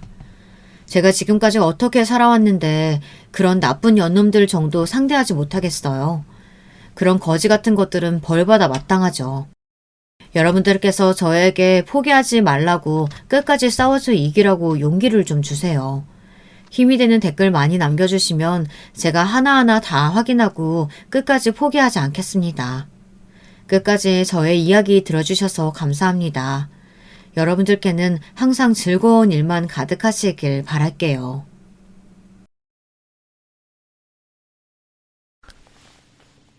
여러분, 두 번째 사연 시작하기 전에 좋아요, 구독 꼭 눌러주실 거죠? 그럼 두 번째 사연 바로 시작합니다. 기혼자분들의 대다수는 연애 결혼을 하셨겠죠? 본인의 배우자가 결혼하고 나서는 연애할 때랑 너무나도 달라지신 경우를 겪으신 적 있는지요? 자기 남편이 결혼 전에 연애만 하던 시절에는 설마 그럴 줄 몰랐다고, 결혼하고 나서부터는 사람이 바뀐 것 같다며 하소연하는 기혼 여자들의 이야기. 제가 직접 듣기도 했고 인터넷에서 보기도 많이 봤는데요. 애석하게도 저 역시도 이런 경우에 속하더군요. 제 남편이란 사람이요. 저랑 연애하면서 만날 땐 그런 사람일 거라고는 생각 못했어요. 저는 진짜 솔직히 말해서 남편이랑 사귀게 될 줄 꿈에도 몰랐었답니다. 이상형이랄 것도 대단히 정해져 있진 않았으나 제가 선호하던 타입과도 거리가 먼 사람이었고요. 저하고는 결 자체가 달랐죠. 당시에 저라는 사람은 안 그러려고 애를 쓰지만 어쩔 수 없이 얼굴에서부터 소심이 답답이라는 성격이 드러나는 사람이었네요. 저는 남편이 먼저 호감을 표현해주고 나서야 내가 이 사람을 마음에 들어 하고 있구나 이런 생각이 정리가 됐었어요. 왜냐하면 제가 자존감이라는 게 무척이나 낮은 여자였기 때문이에요. 누가 나를 좋아한다고? 그게 진심일까? 일시적인 건 아닐까? 진심으로 나를 좋아하는 게 맞다면 상대에게도 뭔가 하자가 있는 게 아닐까? 이런 의구심이 자꾸만 머릿속에 들었기 때문에 행동에도 제약이 걸렸죠. 이런 건 제가 태어나고 자라온 환경이 저를 이렇게 만든 듯 싶네요. 혹시 여러분의 주변에 답답하게 굴고 자꾸 의심하려 드는 존재가 있다면 아마도 저 같은 유형일 가능성이 크네요. 자존감이 낮아서 그래요. 자기 스스로 전혀 대단하지 못한 사람이라고 생각하며 살기 때문이죠. 그런데 남편은 말이죠. 저랑 사귀게 된 후에 저라는 사람을 있는 그대로 받아들여줬어요. 소심하고 달변가와는 거리가 먼지라 곧바로 할 말을 못하고 마음속에서만 빙 돌고 있는 저를 발견하고서는 이렇게 말해줬었죠. 너는 참 매사에 신중한 것 같아. 이런 사람은 덤벙대지 않고 실수를 잘 안 하더라. 그러니까 너만이 가진 장점이라고 할 수 있지. 뭐? 장점이라고? 나한테 장점이라는 게 있다니. 그것도 내 답답한 면에 장점이라고 얘기해주다니. 오빠, 나 지금 기분이 너무 이상하고 낯설다. 뭘 그렇게 당황하고 그래. 나는 느낀 그대로 말해주는 것뿐인데. 세상 모든 사람이 어떻게 자기 생각을 시원하게 표현하고 살 수 있겠어. 이런 사람 저런 사람 다 있는 거지. 너도 여러 가지 유형들 중에 하나일 뿐이야. 너무 어깨 축 처져 있지 마. 알고 보면 네가 장점이 많은 사람이야. 조금 부끄럽게도 제가 평생에 그런 말을 들은 것은 그때가 처음이었기에 마음이 마구 흔들렸답니다. 저 스스로 창피해하는 면모를 누군가 좋게 봐주니까 마음이란 게 속절없이 열리고 말았죠. 제가 남편하고 사귀게 될 줄 상상 못했었다고 했잖아요. 그런데 그것보다 더 상상 못했고 꿈에서조차 생각 못해본 게 바로 남편과의 결혼이었어요. 우리 처음 사귀기로 했던 때보다 너 진짜 다른 사람처럼 달라진 거 알아? 내가 너를 변화시켰구나 싶어. 너를 이렇게 발전시킨 내가 진짜 신기하고 대단한 것 같네. 남편은 저랑 있으면 자기가 대단한 남자가 된 기분이라 고치감이 든다고도 했었네요. 그렇게 보자면 서로에게 긍정적으로 영향을 끼쳤던 것 같아요. 당시에 남편은 계약직으로 직장을 다니고 있었는데요. 안타깝게도 재계약에는 실패했고 남편은 이것에 커다란 충격을 입었습니다. 내가 이대로 끝이라니. 분명히 재계약 될 거라고, 보나마나 성공일 거라고 다들 나한테 그랬었는데 난 그래서 의심도 하지 않았어. 내년에도 지금의 일을 계속하고 있을 거란데 의심을 하지 않았단 말이야. 그런데 지금 이게 뭐야. 진짜 자존심이라는 게 박살난 것 같다. 오빠, 너무 그렇게 좌절할 거 없어. 세상에 어디 일자리가 거기만 있어? 재계약, 나도 오빠 말 듣고서 무조건 될 거라고 생각했었기 때문에 이런 소식이 당황스럽긴 하지만 냉정하게 따져보자면 될 거라는 확률이 100%는 아니었잖아. 어쩔 수 없었던 일이라고 생각하고 이제 그만 털고 일어나자. 오빠라면 더 좋은 직장 잡을 수 있을 거야. 그렇겠지? 나 김상훈이가 보란듯이 더 성공을 거두려고 이런 시련이 온 거겠지? 진짜 너무 날벼락 같은 일을 당했는데 너라도 나 위로해줘서 고마워. 너 없었으면 내가 많이 힘들었을 거야. 남편은 제가 건넨 위로에 받았던 충격을 떨치고 그 직장에서의 생활을 덤덤하게 마무리 지을 각오를 다질 수 있었는데요. 근무 마지막 날에 충격적인 전말이 밝혀지고 말았어요. 알고 보니까 남편이 재계약 못할 것이라는 것을 그 동료들은 다 눈치채고 있었다네요. 그럼에도 남편을 더 나락으로 떨어뜨리려고, 놀려먹으려고, 좌절에 빠뜨리려고 일부러 재계약 무조건 된다. 이미 재계약 확정이나 다름없다. 이렇게 바람을 넣어왔던 것입니다. 근무 종료 날에 한 사람이 남편에게 몰래 다가오더니 착잡한 표정으로 그런 얘기를 전해주었다네요. 사실은 남편 빼고 다 한통속이었단 무서운 얘기를요. 지난 2달간 일부러 남편에게 헛바람 넣으면서 재계약 이미 확정이니까 한턱 쏘라면서 남편에게 커피값이며 고깃집 비용을 뜯어냈던 것이죠. 재계약 될 줄로만 믿고 어깨에 힘주고 다니는 남편을 보면서 다들 속으로 즐겁게 비웃고 있었다는 그 전말, 저 역시 남편에게 전해 들으면서 온몸에 불쾌한 소름이 돋아났어요. 인생에서 그런 부류는 결코 만나지 않는 게 상책이에요. 남의 상처에 신경 안 쓰고 괴로워하는 모습을 보면서 그걸로 자기가 더 우월하다는 것을 느끼는 못된 부류들이 있죠. 남편은 직장에서 그런 부류를 만나 철저히 농락당한 것이었습니다. 사람에 대한 신뢰가 바닥을 쳤고 나 이번 일로 진짜 남자로서 자존심에 금이 가버렸다. 회복이 될지 모르겠다. 나 이제 어떻게 사회생활이라는 걸 다시 할 수 있을까? 설마 내가 이렇게 우스운 꼴을 당할 줄이야. 남편은 눈물을 글썽이며 허망한 표정을 짓고 있었죠. 모든 여자분들이 그렇진 않겠지만 대체로 여자들에겐 이성을 향한 모성애를 느끼게 되는 그런 것이 내재되어 있대요.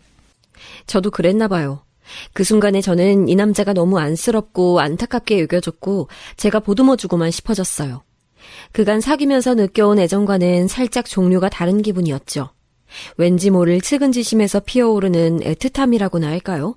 그런 게 느껴지더라고요. 너 솔직히 속으로 나 우습게 보고 있지? 꼴이 비참하게 됐다면서 나 비웃고 있지? 뭐라고? 절대 아니야, 오빠. 난 그렇게 생각한 적 없어. 힘들면 울어도 되고 무너져도 돼. 사람 인생이라는 게 어떻게 탄탄대로만 앞에 놓여있을 수 있겠어. 가끔은 비포장도로도 나오고 진흙길도 만나고 그러는 거지. 오빠는 지금의 구간만 버텨내면 다시 좋은 길 만날 수 있을 거야. 너무 좌절하지 말고 힘냈으면 좋겠어. 저의 진심 어린 위로에 남편 눈물을 떠봐줬어요. 나중에 들었는데 저는 생각이 처음 들었던 순간이 바로 이때였대요.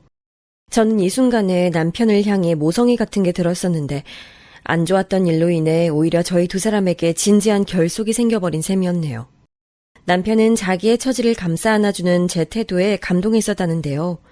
사실 저는 남편처럼 똑같은 경우를 겪어본 건 아니었으나 그런 식의 무례한 을 받아본 적이 있었기에 남편의 심경에 깊은 공감을 할 수 있었던 거였죠. 부담 가지지 말고 다시 좋은 일자리 얻는 것에만 집중하라고 말을 해줬습니다. 어차피 결혼에 대한 큰 기대도 없었고요. 왜냐하면 저는 연애 도중에 이미 시어머니를 뵌 적이 있었어요. 제가 초장부터 강렬히 느꼈던 것은 시어머니께서는 소위 아들 요새라는 게 있으신 분이라는 거였죠. 우리 아들, 귀한 아들이라는 호칭을 꼭 입에 달고 사셨고요. 저에 비해서 확연히 기가 강해 보이셨기 때문에 존재감도 강렬했습니다. 저에게 직설적인 질문도 초장부터 바로 날리셨던 분이고요. 어디 사냐, 무슨 일 하냐, 부모님 뭐 하시냐 이런 걸 물어보시는 동안 표정에서는 영 탐탁지 않다는 기색이 역력하셨죠. 남편 몰래 저에게 이런 말씀을 조용히 남기시기도 했고요. 그래, 사귀는 건 그래 사귈 수 있지. 어디 한번 잘 만나봐라. 대신 결혼까지는 꿈도 꾸지 말고. 네가 생김새가 침착해 보이는 게 자기 본수는 알게 생겼구나. 그러니 내가 믿으마. 지금 내가 무슨 소리를 하고 있는지 충분히 알아들었겠지? 그러면서 제 어깨를 손으로 꽉 움켜잡으셨어요. 하마터면 악하고 비명을 지를 뻔했었네요. 이런 경험이 있던 저였으니 남편하고의 결혼이요. 염두에 두고 있지 않았어요. 저에게 청혼할 거라느니 어쩌느니 하는 소리를 들으면서도 씁쓸한 웃음이 지어질 뿐 큰 감흥은 들지 않았었네요. 그런데 사람 일이라는 게 돌아가는 모양새가 참 희한한 것 같아요. 나중에 안 거지만 저의 시큰둥한 반응에 되려 남편은 저랑 결혼을 꼭 해야겠다는 다짐을 했대요. 어라? 이 여자가 완전히 내 건 줄 알았고 완전히 넘어온 줄 알았는데 내가 재계약 실패해서 좌절한 거 보고도 나를 버리긴커녕 안아주길래 나 없이 못 사는 여자인 줄로만 알았다고. 나한테 영혼까지 푹 빠진 줄 알았는데 이게 뭐지? 일부러 튕기는 건가 했더니 그것도 아니고 진심으로 나한테 안 매달리려고 하는 거네. 어쭈 그래? 이거 뭐지? 지금 내가 더 좋아한다 쪽이라 이거야? 남자의 승부욕을 마구 자극해대네. 이런 생각들을 이어가면서 저와의 결혼을 열심히 실현시켜 나갔던 거예요. 사실 그전까지는 남편이 저랑 결혼하고 싶다고 말을 했던 것에는 반쯤 허세가 섞여 있었죠. 그냥 멋진 멘트를 날리고 싶었던 거였으니까요. 그런데 제가 결혼에 대해 소극적으로 반응하자 그게 남자의 뭔가를 건드리고 말았다네요. 남자분들, 이런 심리가 뭔지 정확히 아신다면 댓글에 남겨주신다면 고맙겠어요. 제가 꼭 찾아볼게요. 아무튼 남편은 염원하던 성공적인 재취업을 이뤄냈고 저와의 결혼을 추진했어요. 그쯤 되자 저도 결혼은 어렵다고 자세를 취하기가 어려워져서 에라이 모르겠다 하고서는 남편의 청혼에 적극적으로 수락하고 말았네요. 그래, 비록 내가 일찌감치 환영받지 못하는 존재로 찍혔는데다가 행복한 결혼 생활이나 단란한 가정을 꾸린다는 것, 좋은 부모가 된다는 것에는 자신이 없는 사람이지만 나의 답답한 면모를 장점이라 말해주고 늘 열린 시각으로 세상을 바라보는 남자잖아. 이런 남자와 함께 할 수 있다면 내가 역경 정도는 헤쳐나가야 하는 거 아닐까? 자신감을 가지고 부딪혀보자. 하지만 펼쳐진 가시밭길은 제가 각오했던 것 이상이었죠. 남편이 저랑 결혼하겠다고 선언했을 때 시아버지께서는 그저 떨떠름한 기색을 비치신 것이 다였으나 시어머니께서는 갑자기 눈을 질끈 감으시더니 손으로 뒷목을 잡으며 옆으로 풀썩 쓰러지셨어요. 제가 얼마나 당혹스러웠는지 몰라요. 그런데 그걸 보고도 남편은 저랑 결혼하겠다고 밀어붙였으니 허락을 계속 안 하실 순 없을 노릇이었을 테지요. 남편에게는 누나가 있는데요. 제 시누이 되는 사람이 그때 거의 발작을 하면서 이렇게 덜 떨어진 여자가 왜 자기 올케로 들어오냐며 따졌어요. 제가 알기로는 남매 사이가 대면대면해서 전혀 안 친했던 것으로 아는데 자기 동생이 결혼하겠다고 하니까 갑자기 없던 남매애가 솟아난 모양이었죠. 저는 항상 눈치만 살피며 고개 숙이고 있었고요.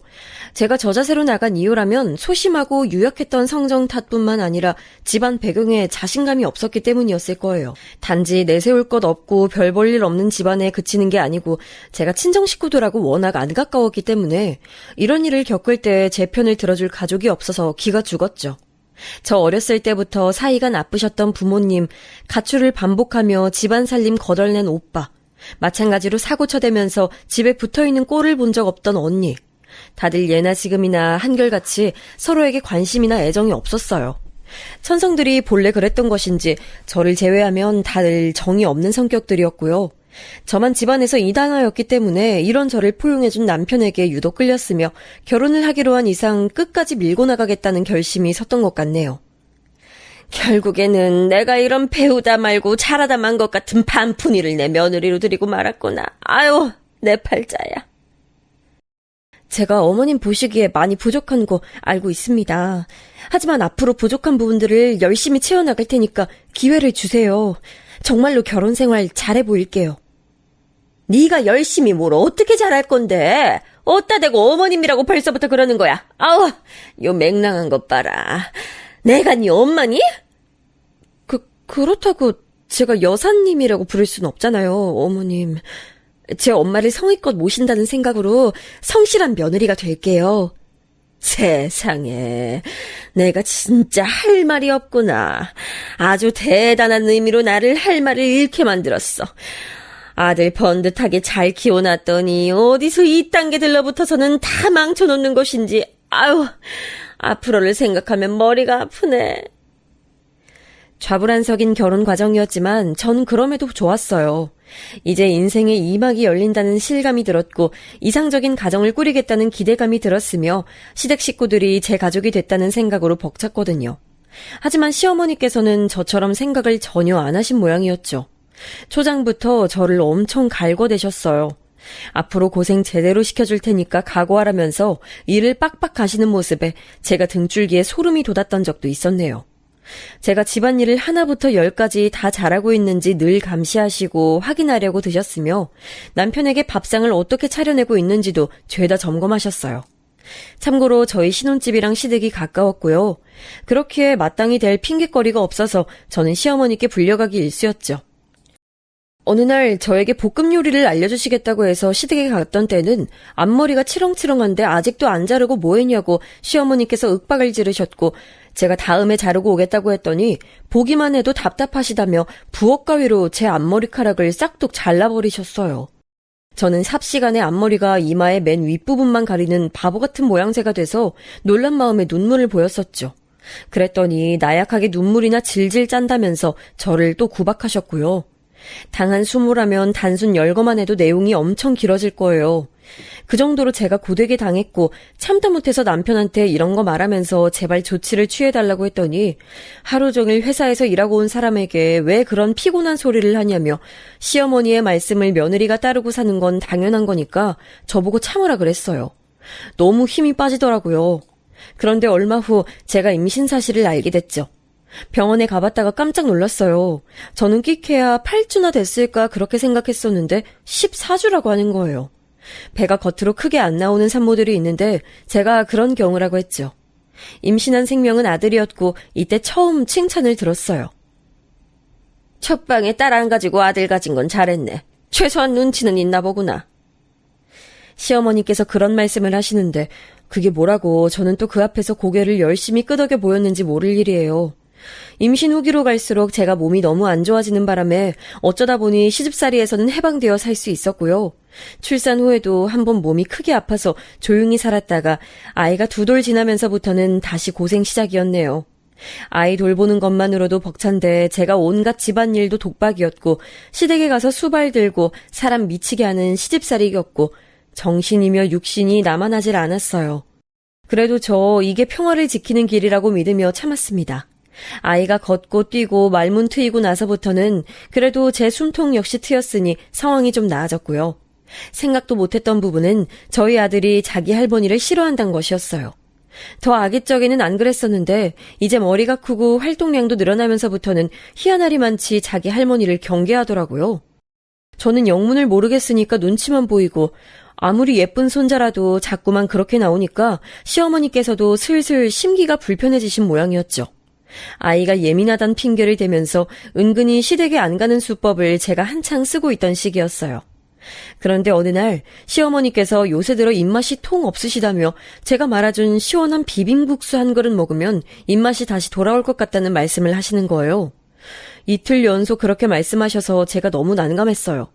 왜냐하면 전에도 한번 걸쭉한 양념장 넣고 상추 팍팍 올려서 비빔국수 드시고 싶다 하시길래 제가 해드렸더니 맛이 이게 뭐냐면서 이딴 거 먹을 바에는 차라리 밖에서 사 먹는 조미료 덩어리가 낫겠다며 욕을 한 사발 퍼부으셨던 전적이 있거든요. 그래서 저는 시어머니께 다시 비빔국수를 해드린다는 생각만 해도 기분이 가라앉아서 애써 흘려들었어요. 식사가 안 땡기실 때는 상큼한 과일 같은 거 드셔도 좋다는 조언만 드리면서요. 그러고 나서 일단락된 줄 알았는데 사흘 뒤에 시어머니께서 화가 난 목소리로 연락을 주셨어요. 당신께서 가만히 생각해보니까 저의 태도가 너무 열받으셨나 봐요. 뻔히 자기 시어미가 집에서 만든 비빔국수 먹고 싶다는 거 눈치챘으면서 모르쇠로 일관한 것이 너무 괘씸하다고 하셨네요.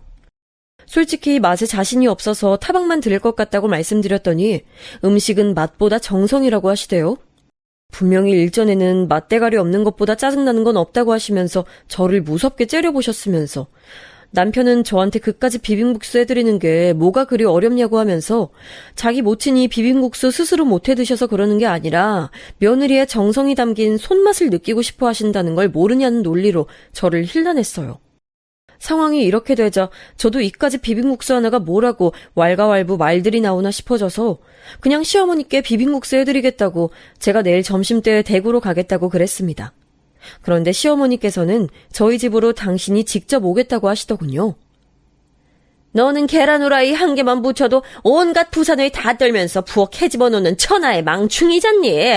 엊그제 우리 집 부엌을 싹 다 락스물 타다가 닦아놨는데 네가 이리저리 더럽혀놓고 뒷정리도 제대로 안 하고 도망갈 생각을 하면 내가 벌써 머리가 아파. 너희 집으로 내가 가는 게 낫지. 태연이는 비빔국수 같은 거 아직 못 먹잖아. 내가 우리 손자 먹일 꼬마김밥 몇 줄 싸가련다. 애는 그거 먹이면 되겠고. 네? 어머님께서 아이 먹일 걸 싸우시겠다고요? 안 그래도 내일 오후 간식 애한테 뭘 줘야 하나 생각 중이었는데 고민을 덜었네요. 감사해요, 어머님. 그럼 내일 뵐게요. 저희 집으로 오시는 건 가만 보니까 오랜만이네요. 저는 왠지 시어머니의 말씀에 기분이 나아졌던 듯 싶어요. 시어머니라면 저에게 락슨물로 시댁 청소 빡빡하라고 시키시고도 남으셨을 분인데 직접 부엌이나마 청소를 하셨다고 하니까 괜히 웃음이 났었죠. 제가 도대체 언제 부엌을 쓰고 나서 뒷정리를 제대로 안 했다는 것인지 모르겠지만 제가 청소노동에서 한 차례 벗어났다는 것과 저희 아들 먹이실 것을 직접 시어머니께서 준비해 오신다는 것에 나름 즐거웠죠. 시어머니께서 혼자 저희 집으로 방문하시는 건 근 반년 만이기도 했고요. 비빔국수 맛있게 해드리려고 이리저리 요리법 찾아보면서 미리 양념장 만들어다가 냉장고에 전날 숙성까지 해뒀었네요. 무탈한 하루가 펼쳐질 줄로만 알고 그리했어요. 대망의 시어머니 방문 당일 제가 미리 어르고 달래놓고 다 해놨었건만 저희 아들이 또다시 도리 없이 시어머니를 보자마자 칭얼거리기 시작했어요. 제 다리에 꼭 달라붙어서는 고사리 같은 손가락으로 시어머니를 가리키며 나갔으면 좋겠다 이렇게 자꾸만 중얼거리는 거예요. 그러자 제 얼굴이 화끈거렸고 뭐라 설명할 수 없는 민망함이 차올라서 얼른 아들을 품에 안고서는 그러면 못 쓴다고 혼을 내줬죠. 시어머니께서는 기분이 몹시 상하셨는지 입술을 꽉 깨무신 채로 저희 모자를 흘겨보셨고요. 어영부영 면 삶다가 비빔국수 차려냈고요. 인터넷에서 본 대로 예쁘게 채소 고명까지 올렸는데 자리에 앉으신 시어머니께서는 입을 삐죽대시며 툴툴거리셨어요. 에휴, 어디서 본 건 있어가지고 이런 식으로 꾸민 모양인데 속빈 강정은 아니겠지? 자기 어린 자식 하나 똑바로 교육 못 시키는 걸 보면 영 미덥지가 않어. 강남에서 대박친 국수집에서 사용하는 비법이라고 인터넷에 나와 있길래 그거 보고 따라해봤어요. 맛은 있을 거예요.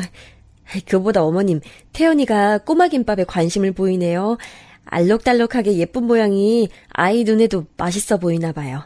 시어머니께서 작은 락앤락통에 꼬마 김밥을 싸오셨는데 동네 미용실 사장님한테서 쉽고 빠르게 김밥 싸는 법이라면서 배운 거라고 하셨어요. 크기가 작아서 먹기 편해 보였고 무엇보다 내용물이 가득 차 있어서 풍성해 보였는데요. 호기심을 보이는 저희 아들의 입에다가 꼬마 김밥을 하나 넣어줬는데 잠시 후 아이가 얼굴을 찌푸리더군요. 느리게 우물거리면서 지지 이러는 걸로 봐서는 싫어하는 맛이 느껴진 모양이었어요.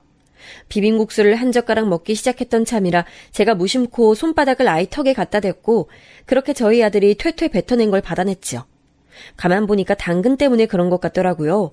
저는 국수가 맛있게 잘 돼서 다행이라는 생각을 하며 꼬마김밥에 든 당근을 젓가락으로 쏙쏙 빼는 작업을 시작했어요.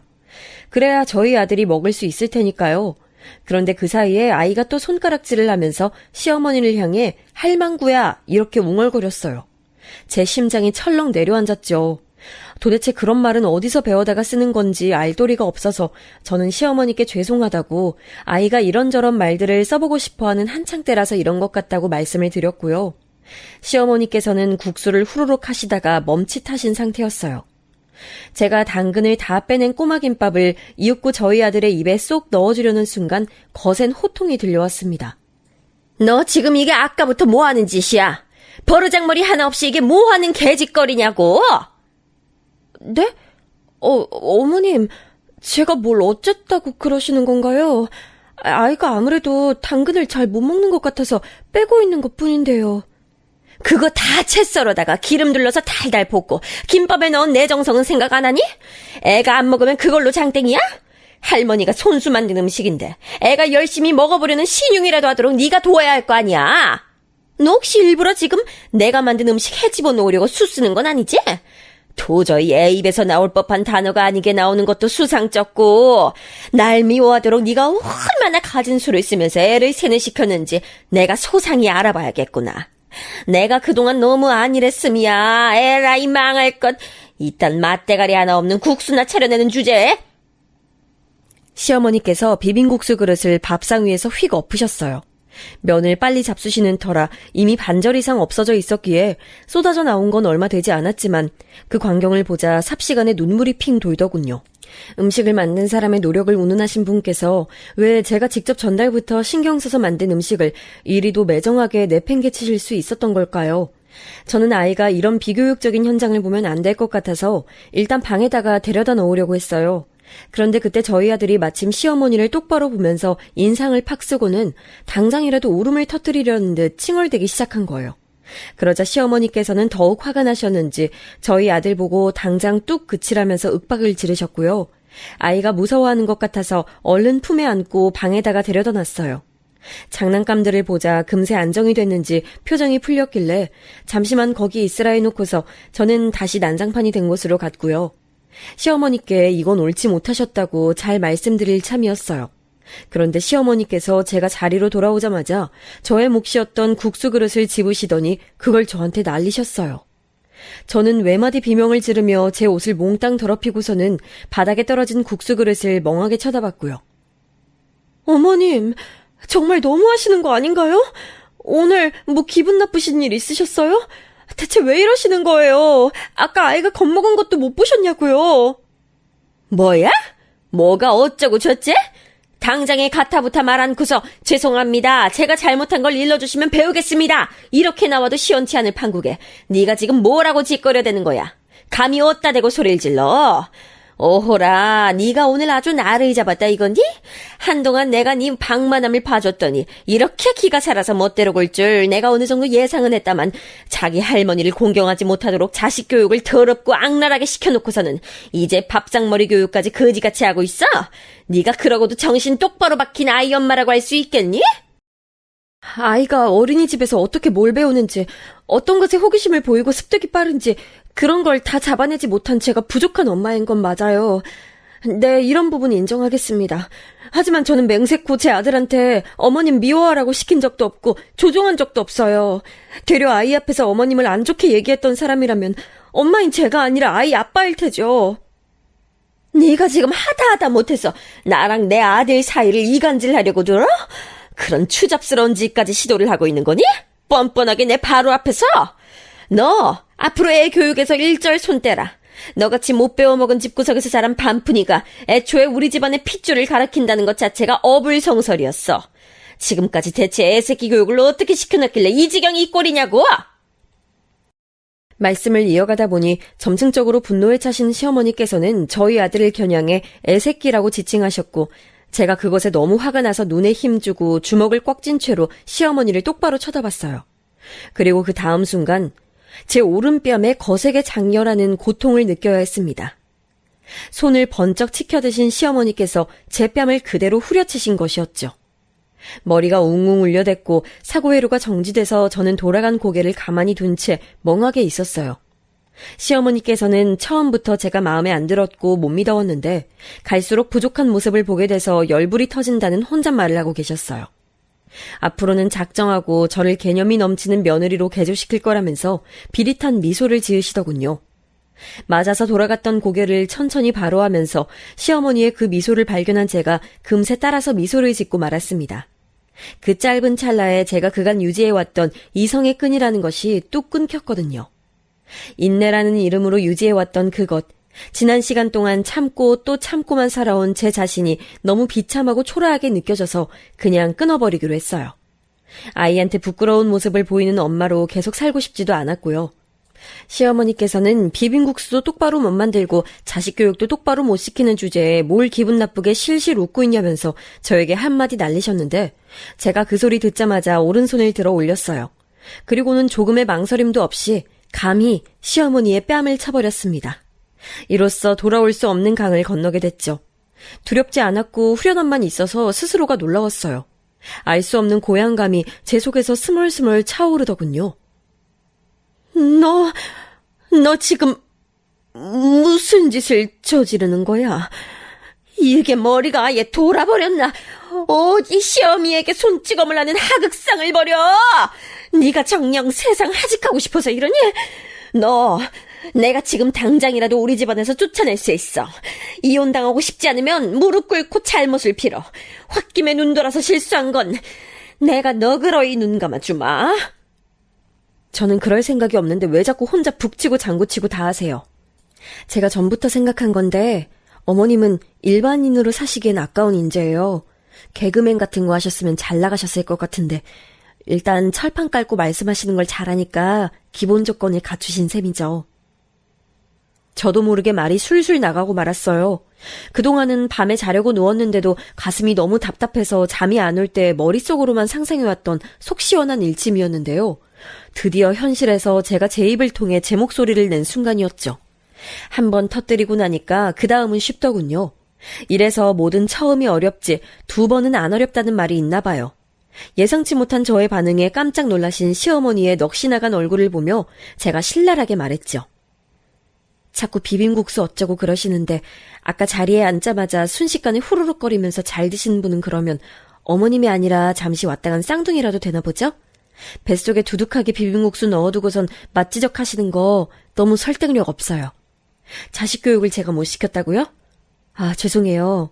아무리 똑바로 교육시켜 놓으면 뭐래요. 인성 파탄난 자기 할머니만 보면 애가 경기를 일으키며 거부감을 느끼는데 이걸 제가 어떻게 통제해요. 원래 어린애들은 솔직하고 보는 눈이 순수해서 나쁘고 좋은 거 구분 잘하거든요. 자기 할머니가 마귀 할멈으로 보인다는데 제가 이걸 어떻게 교육시키겠냐고요. 마귀 할멈이 개가천선하는 게 맞는 순서 아닐까요? 어떻게 생각하세요? 말을 마치고 나서 제 양손이 덜덜 떨리고 있었는데 이건 무서워서 그런 게 아니라 흥분으로 나타난 현상이었어요.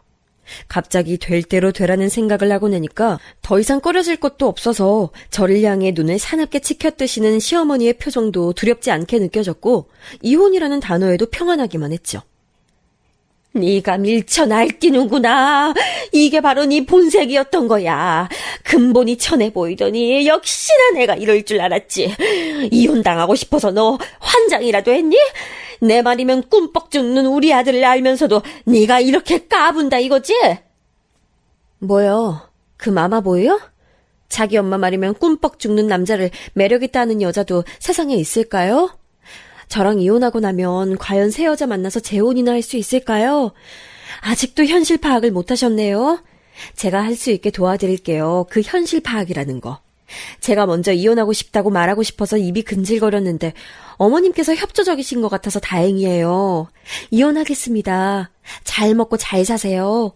비빔국수는 제발 직접 해 드시고요. 뭐라고? 니까짓 게 뭔데 먼저 이혼을 하겠다고 설쳐. 허세도 적당히 부려. 이혼당하고 비참한 꼬라지로 살고 싶어서 그러니? 아이 빼앗기고 살아도 괜찮다는 게야? 제가 아이를 왜 뺏겨요? 어머님은 참 여러 방면에서 현실 파악을 못하시는 분이네요. 아이가 어리면 말이죠. 만약에 엄마 쪽이 유책 배우자여도 아이를 직접 맡아 키울 수 있는 양육권은 아빠가 아니라 엄마한테 가요. 대한민국 법이 그래요. 아이의 엄마라면 아이를 직접 키우겠지만 아빠일 경우 회사를 다니느라 바빠서 그 조부모가 아이를 키울 거라고 판단하거든요. 꽤 정확하죠? 자, 그렇다면 저랑 어머님의 대결인데 아무래도 법원에서는 아이가 경기 일으키는 마귀 할멈보다 생모인 저의 손을 들어줄 것 같아요. 어머님은 어떻게 보세요? 제 생각에 이의 있으세요? 네가 어떻게 그런 것들을 다 알고서 말을 이렇게 청산유수로 반푼이 주제에 나한테 눈 똑바로 뜨고 말을 따박따박. 이건 도무지 말이 안 돼. 시어머니께서는 저한테 뺨을 맞으셨던 직후보다도 더 충격에 휩싸이신 얼굴이 되셨어요. 지금까지는 당신께서 밟으면 밟는 대로 한껏 밟히며 웅크리고 있었던 소심한 답답이가 고개 빳빳하게 들고 반박할 수 없는 말만 해대고 있었으니 얼마나 당황스럽고 놀라셨겠어요. 현기증이 나셨는지 손으로 머리를 잡고 비틀대셨는데 그때 마침 방에서 저희 아들이 작게 우는 소리가 들려와서 제가 얼른 그쪽으로 향했습니다. 장난감을 가지고 놀다가 잠이 와서 칭얼대며 저를 찾은 것이었지요. 아이를 침대에 눕혀줬는데 시어머니께서 집을 나서시는 소리가 들려왔어요. 현관문 도어락 작동음을 들으며 저는 피식 웃었죠. 이제 무서울 것 없고 저에겐 오로지 직진만 남았다는 굳센 다짐을 재차하였답니다. 시어머니께서 저한테 된통 역공을 당하고 발길을 돌리셨으니 시댁이 어떻게 됐겠어요? 완전히 뒤집어졌겠죠. 시아버지랑 시누이는 둘 다 제가 그런 식으로 시어머니께 대들고 이혼 선언을 했다는 게 도저히 믿어지지 않는다면서 제게 확인을 요청해 왔어요. 그래서 제가 덤덤하게 말씀드렸죠. 하여간에 이혼할 거니까 그런 줄 아시라고요. 그랬더니 이제 난리가 난 거예요. 설마 제가 진짜로 이혼을 작정할 줄이야. 모두가 상상도 못했으니까요. 시누이가 저에게 연락을 하더니 전에 없이 살가운 목소리를 내며 말했어요. 어머나, 우리 올케 지렁이도 밟으면 꿈틀한다더니 미처 몰랐던 의외의 면모를 지니고 있었네. 내가 우리 올케한테 이런 화끈한 면이 있는 줄 알았다면 진작 친하게 지냈을 텐데. 따로 만나서 카페도 가고 말이야. 그래서 말인데 우리 앞으로는 따로 친분 쌓으면서 잘 지내볼까? 이혼이라는 소린 넣어두고 우리 엄마가 괴팍해서 그렇지 진심이 아닐 때가 많으신 분이라는 거 우리 똑똑한 올케는 다 알고 있지? 지난 날은 잊고 앞으로 새로운 추억들 쌓아가자. 이상한 소리 하시는 건 모녀가 똑같네요. 뜬구름이나 잡는 어이없는 화법이 모전 여전이었군요. 이제 와서 저한테 신경 쓰실 필요 없어요. 그리고 본인이나 잘하셔야 하지 않을까요? 비혼주의자도 아니고 결혼을 꿈꾸시는데 남자를 만나는 족족 차이시잖아요. 저한테 이러실 시간에 밖에 나가서 소개팅이라도 한 번 더 하세요. 그러시다가 정말 노처녀로 늙어 죽으실까봐 염려되네요. 저는 웃음기 하나 없는 목소리로 진지하게 신우이를 향해 더없이 속 시원한 일침을 날려줬어요. 그간의 채증이 확 사라지는 순간이었다고나 할까요? 약이 바짝 오른 신우이가 저한테 반박을 하려고 애썼지만 나오는 말들은 모두 불분명한 신음뿐이었고요. 전화를 끊자마자 저는 신우이 번호를 차단했어요. 이미 시어머니 번호는 차단돼 있었고요. 진작에 이럴 것을 지금까지 못하러 시댁 식구들 눈치 봐가며 착한 며느리, 착한 올케가 되려고 굽신거렸는지 아무런 수확도 없던 것을 괜한 노력을 해온 제 자신에 대해 비웃음이 나왔고 지금이라도 태세 전환을 하기를 잘했다며 스스로를 다독이기도 했네요. 이런 사태가 터지는 동안 남편은 어땠냐고요? 처음엔 저한테 몹시 화를 내면서 제가 시어머니께 사과를 드려야 한다고 주장했어요. 어디 감히 며느리 주제에 시어머니의 뺨을 치냐면서 제가 정신이 나간 거라고 그랬죠. 글쎄, 이제 더 이상 내 시어머니도 아닌데 내가 그렇게 신경 써야 하는지 모르겠네. 내 시어머니 아니고 오빠 엄마니까 앞으로 오빠가 알아서 신경 써. 나한테 말하지 말고. 아, 오빠랑 나도 부부로 살 날이 얼마 안 남았구나. 이혼 전까지 비록 짧은 기간이나마 우리 싸우지 말고 지내자. 아이한테 좋은 모습 보여줘야 할 거 아니야. 안 그래? 너 진짜 나랑 이혼하려고 그래? 왜 쓸데없는 고집을 피워? 넌 네 생각만 하냐? 내 생각 안 해? 고래 싸움에 등 터지게 된 새우, 그게 난데 너는 내 입장은 고려 안 해주는 거냐고. 난 고래인 적이 없었는데 그렇게 말하니까 억울하다. 근데 오빠 이거 하나만 알아도 오빠가 처신만 잘했어도 여기까지 안 왔다는 거. 난 이제 오빠한테 더 실망할 것도 없어서 인간적인 신뢰를 다 잃어버린 상태야. 더 추해지지 말고 이혼하자. 저를 향해 고압적으로 나왔던 남편은 제가 덤덤하게 이혼 입장을 밝히자 많이 놀랐는지 자세를 숙였어요. 자기가 시댁에 가서 다 정리하고 오겠다면서 제가 시키지도 않은 짓을 멋대로 했고요. 그런데 시댁에서 뭔 사달을 벌인 것인지 갑자기 시아버지와 시어머니의 부부싸움으로 번졌다네요. 시아버지께서는 이 모든 게 도가 지나친 시어머니의 횡포 때문이라고 하셨고 시어머니께서는 집안 대소사에 하등 도움 안 되는 존재가 바로 시아버지라고 맞서셨다죠. 그 와중에 시누이는 이게 다 정신 나간 올케 때문이라고 하면서 제 탓을 했고요. 친척분들도 그때 와 계셨는데 서로 한마디씩 얹었다가 점차 아수라장으로 번져갔고 그 광경을 보면서 남편도 학을 뗀 거죠. 미안하다. 내가 다 잘못했어. 네가 참하고 순종적인 아내이자 며느리로 살길 바랐던 내 욕심이 솔직히 있었기 때문에 그간 방관해왔고 결혼 반대하셨던 엄마한테 죄송하기도 해서 며느리 꽉 잡고 사는 시어머니의 역할을 들이면 그걸로 혹시 보답하는 게 아닐까 싶은 생각도 있었어. 내가 멍청했던 거지. 회사 일 바쁘다는 핑계로 일부러 집안일에 상관 안 하며 외면해왔고 네가 얼마나 외롭고 힘든 시간 지나왔는지 이제서야 내가 조금 알 것 같아. 남편은 제 앞에서 무릎까지 꿇고 빌며 눈물을 보였어요.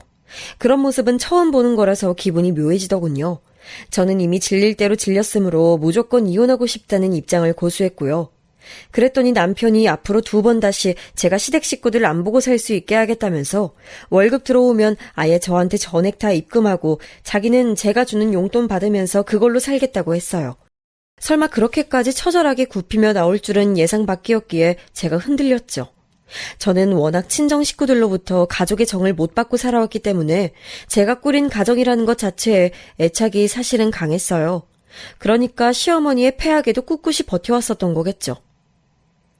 한 입으로 두말할 사람이라서 당최 믿음이 안 가는데? 지금은 이렇게 말해도 단 몇 달만 지나봐. 나 때문에 자기 가족을 보기 불편해졌다고 그럴 테고 명절 때마다 나를 설득하려고 들겠지. 아니야, 절대 안 그럴게. 각서 쓸까? 네가 원하는 내용으로 각서 쓰고 지장 찍을게. 명절에는 아예 멀리 여행 가는 것으로 할게. 정말이야. 나 이제 내가 뱉은 말 지키면서 살 거야. 우리 아들 태연이를 봐서라도 나 한 번만 용서해주라. 제발 부탁이야. 일생일대의 간청이라면서 남편은 눈물을 훔쳤고 고심하던 저는 결국 이혼이라는 선택지의 문턱 앞에서 돌아서고 말았어요. 한 번만 더 속아주겠다는 말과 함께 남편이 내민 손길을 맞잡아줬죠. 기필코 이혼하리라 결심했었는데 남편의 눈물 앞에서 그 결심을 무너뜨린 제 자신에게 실소가 나왔으나 아이를 보고 있자면 이혼은 역시 최대한 미룰 수 있을 때까지 미루는 게 낫다는 생각 역시도 드네요. 시댁과의 절연을 저는 선언했고요. 온 시댁 사람들이 다 모인 앞에서 남편이 저의 입장을 밝히면서 앞으로 저희 아들도 시댁으로 데려오는 일 없을 거라고 말했습니다. 시어머니께서는 눈가 뒤집고 절규하시면서 뒤로 넘어가셨어요. 반푼이 며느리한테 당해서 상황이 이렇게까지 됐다는 게 믿어지지 않는다며 펑펑 우셨어요. 정신을 차리신 후에는 이대로는 안 되겠다 싶으셨는지 저에게 사과하시겠다며 따로 자리를 만든다 하셨는데 상대가 응해야 그 자리가 갖춰지는 거 아니겠어요? 저는 응할 생각이 없었죠. 그러자 시어머니께서는 거듭 저를 찾아오시면서 미안했다고 용서를 비셨는데 제가 아예 상대를 안 해드렸어요. 이미 버스는 떠났는데 뒷공문이 보면서 열심히 손 흔들어봤자 그 버스가 후진해서 돌아올 리 있나요? 그러니 가슴 사무치게 후회해도 이미 늦은 때였다는 것이었죠. 그 후로 어떻게 되었냐면 말이죠. 몇 달 뒤에 저희 집이 다른 동네로 이사를 갔고요. 출입보안이 철저한 데라서 입주민 아니면 못 들어오는 게 아주 마음에 들었답니다. 그 이후에는 시부모님께서 이혼을 하셨어요. 설마 이혼을 저희 부부가 하는 게 아니라 시부모님께서 하실 줄이야. 이것에는 정말 깜짝 놀라고 말았습니다. 시아버지께서 진작에 이러고 싶으셨다는 말씀과 함께 강경하게 이혼을 밀고 나가셔서 그렇게 됐어요. 얌전하기만 한 줄 알았던 제가 무섭게 대응하는 것을 보면서 시아버지께서도 더 늙기 전에 내가 원하는 대로 해버려? 이런 생각을 품으셨다는 후문이 있어요. 시누이는 또 모든 걸 제 탓으로 돌리면서 아주 악담을 퍼부었는데요. 그 바람에 남편이 시누이랑 미친 듯이 싸웠어요. 원래 친한 적도 없었지만 남매가 그걸 계기로 완전히 절연 수준으로 가버렸죠. 저 때문에 그렇게 된 것 같아서 제가 찜찜했는데 남편이 고개를 가로젓더군요. 아니, 결국 다 이렇게 될 일이었고 이렇게 되는 게 바로잡는 길이었던 것 같아. 오히려 너무 먼 길을 돌아와서 늦은 감이 있을 뿐이지. 저를 향해 저주에 가까운 악담을 퍼부었던 시누이는 참고로 지금까지도 결혼은커녕 남자친구도 못 사귄 상태랍니다. 시어머니께서는 화병 나셔서 한의원을 자꾸 다니시다가 그걸로 돈을 너무 많이 쓰셔서 시누이가 카드 청구값 보고 개거품을 물었다는 얘기를 얼핏 들었어요. 앞날이 어찌 펼쳐질지 장담이란 건 없지만 적어도 지난날보다야 낫겠죠? 그런 생각으로 일상을 나눈 중이에요. 이제는 완전히 사람이 바뀌어서 가정적이고 헌신적이 된 남편과 눈에 넣어도 아프지 않을 저희 아들과 함께 말이죠. 제 얘기는 여기서 맺을게요. 들어주신 모든 분들께 고맙습니다.